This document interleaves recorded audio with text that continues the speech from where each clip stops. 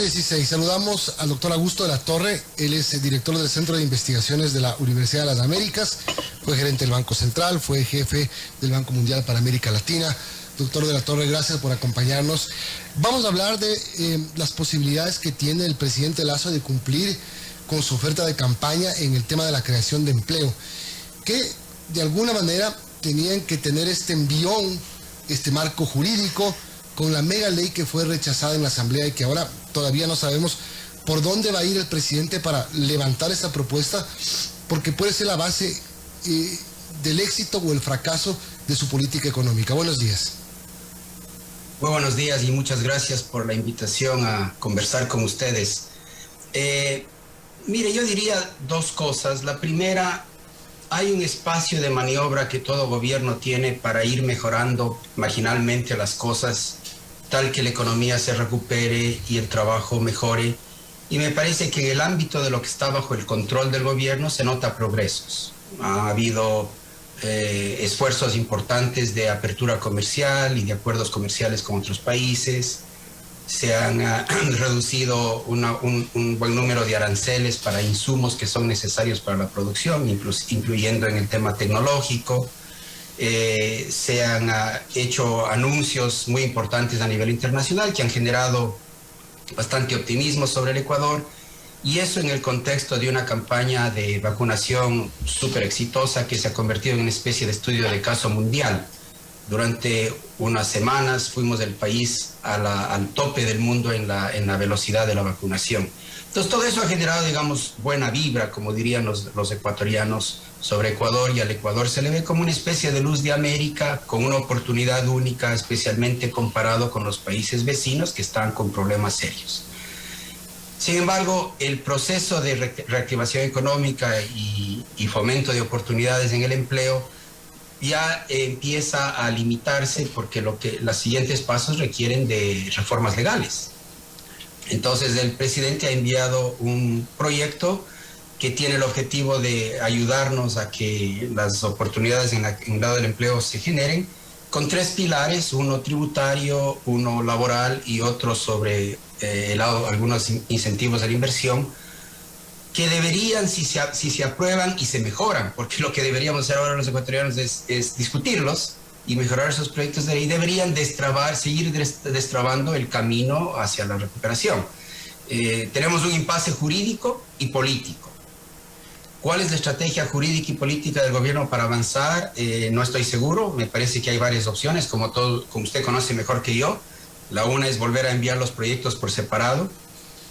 Sin embargo, a mí me parece que algún rato sería bueno que alguien nos aclare qué significa unidad de propósito y materia en los cuerpos legales. Yo recuerdo que desde mi tiempo, cuando yo trabajé para el gobierno de Sixto Durán, se enviaban proyectos que tenían varios componentes y el argumento es que los componentes se complementaban en un propósito único. Entonces ahora de pronto nos hemos vuelto más papistas que el Papa y exigimos unidad de materia de una manera muy rígida, me parece a mí. Entonces sería bueno que alguien nos diga qué significa esto para el bien del país, porque a futuro vamos a tener que seguir enviando proyectos de ley. Y segundo, sería bueno que alguien nos diga si el CAL tiene el poder constitucional para rechazar un proyecto.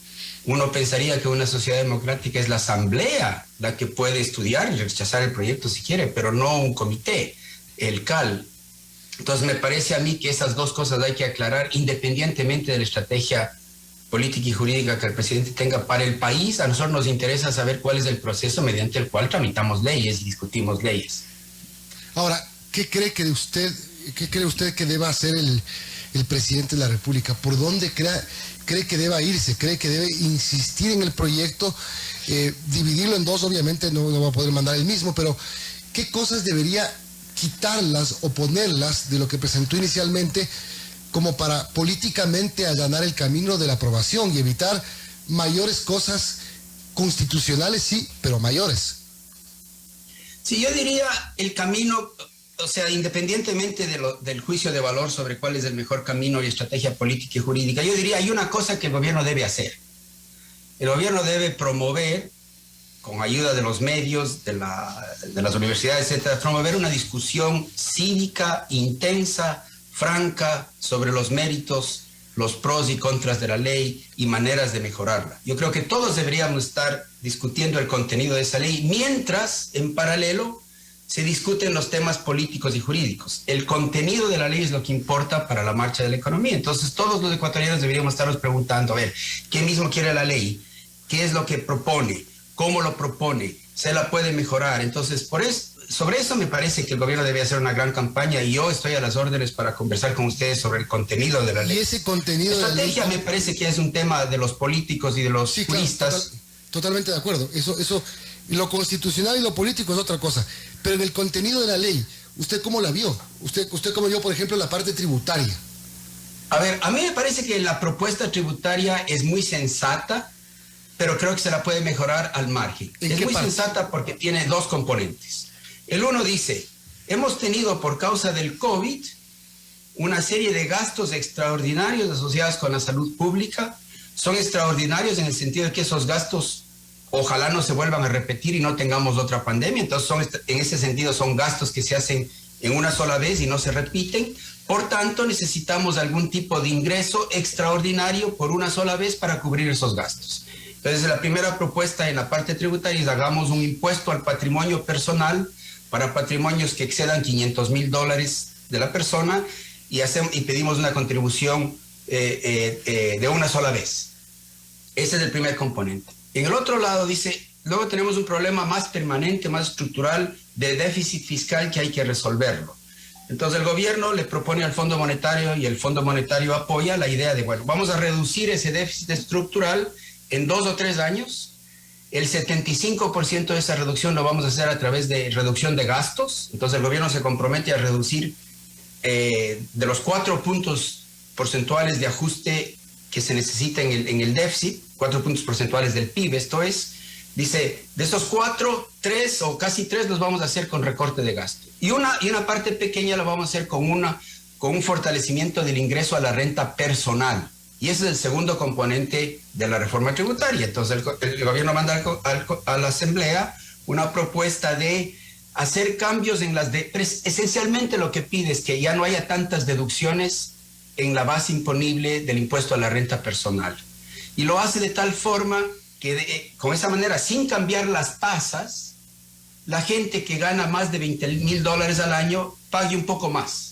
Y aquellos que ganan mucho más paguen más. Entonces hace una escala progresiva. ¿Sí tiene la ley, doctor, sí tiene la ley ese principio de quien gana más pague más y de quien gana menos pague un poco más? No, o sea, si usted ve, por ejemplo, hay un estudio muy bueno que acaba de salir de la Universidad de San Francisco en la última edición de esta revista que ellos llaman Coyuntura. Y ahí hay un gráfico que me encantó, está muy bien hecho. En el primer gráfico uno nota claramente, tiene la distribución de todos los contribuyentes a los impuestos de la renta personal. Los pobres, claro, son mucho más, la gente que tiene más dinero son menos, etcétera. Y luego tienen una curva que muestra quién paga impuestos. Y obviamente en el Ecuador los que ganan muy poco no pagan impuesto a la renta personal. Y los que ganan más pagan un poquito. Entonces, con la reforma, aquellos que ganan más de $20,000 al año para arriba, se nota que con esta reforma pagarían más, especialmente aquellos que ganan, digamos, 60, 100 mil, $150,000 al año, pagarían más. Entonces, es bastante progresiva la propuesta del gobierno.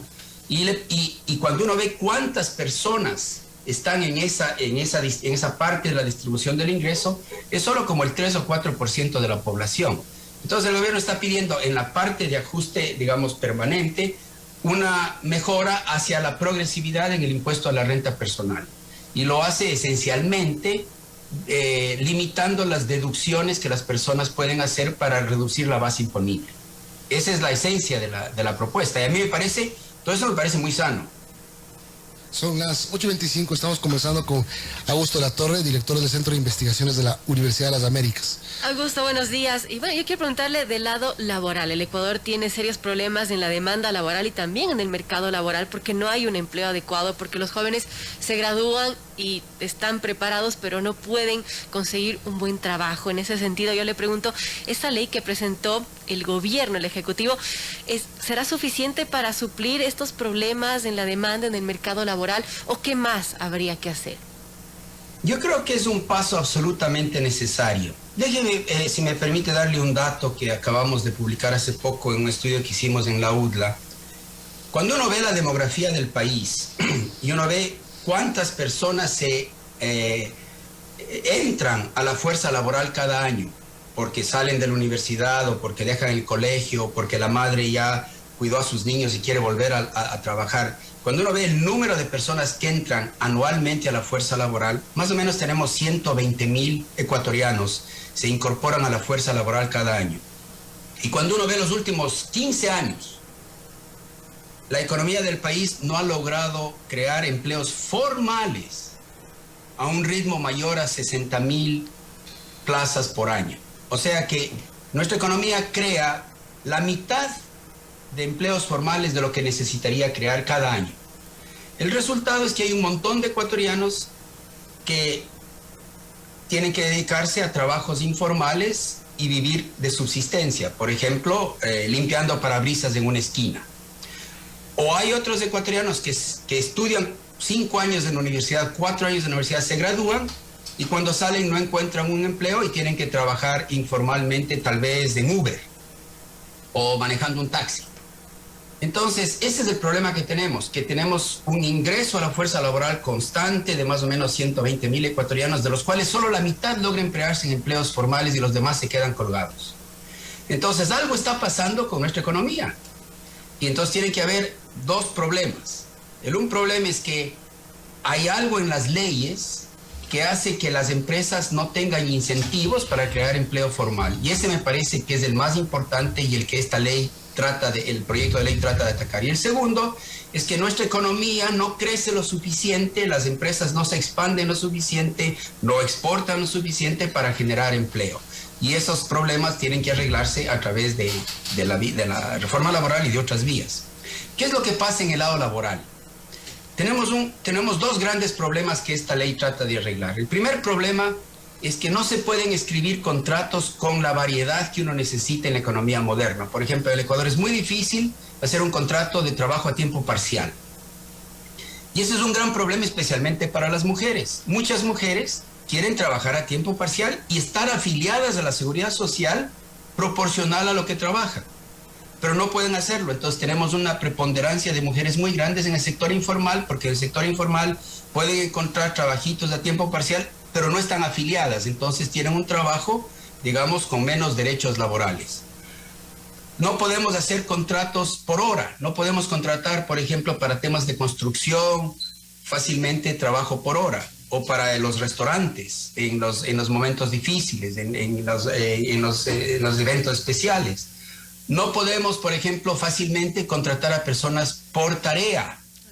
Entonces, lo que la ley dice es, abramos la gama de variedad de contratación de tal forma que de mutuo acuerdo empleadores y trabajadores se pongan de acuerdo en el tipo de contrato laboral que pueden escribir y nos aseguremos que una vez escrito ese contrato el empleado esté afiliado a la seguridad social. Entonces esa es la primera gran propuesta. Y la segunda gran propuesta es, vivimos en un país en el que los empleadores hacen esfuerzos enormes para no contratar y no crear puentes de trabajo porque tienen miedo de que si el trabajador les resulta malo, el costo de despedirles es enorme. En el Ecuador, un trabajador le cuesta, el despedir a un trabajador que ha estado solo 3 meses con la empresa, al 4º mes ya es muy caro despedirle. Los costos de despido en el Ecuador son casi 4 veces los costos de despido en Colombia. Entonces, como la intención era proteger al trabajador, pero el efecto es que se crean menos empleos, las empresas hacen esfuerzos para encontrar una máquina o un sistema de computación, algo para evitar contratar. Entonces tenemos una ley que incentiva la baja contratación. Entonces necesitamos una ley que incentive a que el empleado contrate y que capacite y que entrene a su empleado. Y para ello, una de las formas de hacerlo es que los costos de despido sean más normales, no sean tan altos, de tal forma que el empleador se anima a contratar, escribe un contrato incluso a tiempo indefinido, porque sabe que si no le sale bien el trabajador, le puede despedir a un costo razonable, y si le sale muy bueno, va a hacer enormes esfuerzos para retenerlo. Le va a entrenar, le va a capacitar y va a pagarle bien para retenerle. Entonces necesitamos cambiar los incentivos para que los empleadores tengan interés y deseo de generar empleo formal. Y eso lo hace este proyecto de ley, reduciendo los costos de despido a un nivel razonable, que nos pone más o menos al mismo nivel de Colombia. Esas son las dos cosas principales que propone el proyecto de reforma laboral. Y creo que eso ayudaría mucho a que todos aquellos que están en el sector informal, que no están afiliados, puedan encontrar trabajo con algo de afiliación, por lo menos algo de afiliación a la seguridad social. En ese sentido es una ley que ve las cosas desde el punto de vista de los informales, de los que no tienen empleo adecuado. Lamentablemente los que tienen voz y están muy organizados son los que están en el sector formal, y ellos defienden sus intereses y no están pensando en el que está afuera. Bueno, mientras se resuelve este tema y mientras el presidente decide qué hacer, por qué vía se va para buscar sacar adelante sus reformas, el país sigue marchando y tiene que seguir pagando cuentas, tiene que seguir cumpliendo con el sector público. Por ejemplo, en el tema de los combustibles, ayer parecería que ya hay una especie de acuerdo, por lo menos la dirigencia transportista está de acuerdo en las propuestas que ha presentado el gobierno, o que esta consultora le ha presentado al gobierno, para la focalización del subsidio a los combustibles. Falta que la consulta con las bases, y luego se hará algún tipo de anuncio y se le dará a conocer al país cuáles son las 8 vías de compensación. Ayer habló el ministro de Transporte de compensación. El subsidio a los combustibles, que también es parte del diálogo con la CONAIE, y en este punto el presidente Lasso ha sido de una actitud innegociable. El decreto no se va a eliminar. ¿Cómo en el tema de combustibles tranquilizar a los sectores que están intranquilos? Mire, yo creo que todos los ecuatorianos necesitamos entender que los subsidios no tienen nada de malo, pero tienen que ser bien hechos. El subsidio, mire, esta es la forma de pensar. El subsidio es una transferencia que hacen todos los ecuatorianos que contribuyen al Estado a través de sus impuestos. Es una transferencia que va de todos a un grupo. Va de todos a pocos. Esa es la esencia de un subsidio. Todos, de alguna manera, transferimos dinero a un grupo. Entonces nos interesa que esa transferencia, ese subsidio, vaya a donde nosotros queremos que vaya esa transferencia, porque el subsidio es una expresión de solidaridad social. Todos contribuimos para beneficiar a un grupo. Típicamente la sociedad quiere cuidar de sus más vulnerables y de sus pobres. Ahora pensemos, el subsidio al precio de la gasolina es una transferencia de todos a aquellos que consumen gasolina intensamente, que no necesariamente son los pobres. ¿Quiénes son los que más consumen gasolina? Bueno, los peruanos a través del contrabando, o los chilenos a través del contrabando, o los contrabandistas que sacan parte de la tajada. ¿Quiénes son otros que se benefician del subsidio de la gasolina? Aquellos que tienen 3, 4, 5 automóviles, 5 carros, piscinas calentadas con gas, etcétera, que tienden a ser familias pudientes. Las empresas muy grandes que consumen mucha energía son las que se benefician del subsidio de la gasolina. Y los que producen droga. Por eso es que los sitios de producción de droga en Colombia se han movido a la frontera con el Ecuador para estar cerca del combustible, porque el 70% de la producción de cocaína proviene de uso de combustibles. Entonces, todos estamos subsidiando. También los transportistas, por ejemplo, pero también el transporte pesado. También los transportistas. Entonces uno dice, a ver, ¿por qué no hacemos una cosa distinta? En vez de transferir recursos de todos a toda esta gente que no nos interesa, en vez de subsidiar el precio de la gasolina, hagamos un subsidio directo. La propuesta del presidente, entiendo yo, es subsidiemos el transporte público. Me parece una muy buena idea, porque el transporte público urbano e interurbano es el que usa la gente pobre. Entonces, hacemos un acuerdo con los transportistas para que el subsidio vaya a través del transporte público. A cambio de eso les pedimos a los transportistas que mejore la calidad del transporte. Les abrimos la importación de llantas, de motores, de maquinarias para que mejore la cosa. Y entonces arreglamos el problema distributivo reemplazando un subsidio muy malo, que es el subsidio al precio, con un subsidio focalizado. Esa me parece una solución en la parte distributiva magnífica. Y la ventaja de hacer esto adicional es que nos permite poco a poco ir a un mercado de combustibles racional. Al momento tenemos un mercado de combustibles en el que la empresa pública de refinación tiene el monopolio. todas las gasolineras solo le pueden comprar gasolina a la empresa de refinación pública. Ella tiene el monopolio. Nos gustaría ir a un sistema en el que las gasolineras puedan comprar combustible al mejor postor y de la mejor calidad.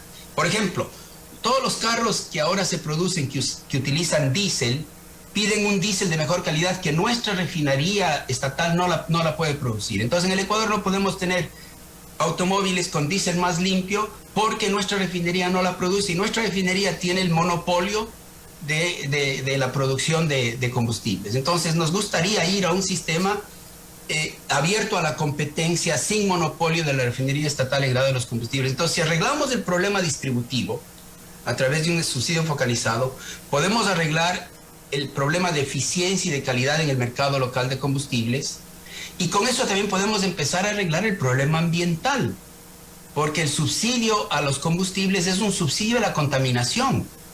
Entonces yo no sé, no entiendo por qué mis amigos, los ambientalistas, no están en la calle con pancartas todos los días pidiendo que se elimine el subsidio a la contaminación.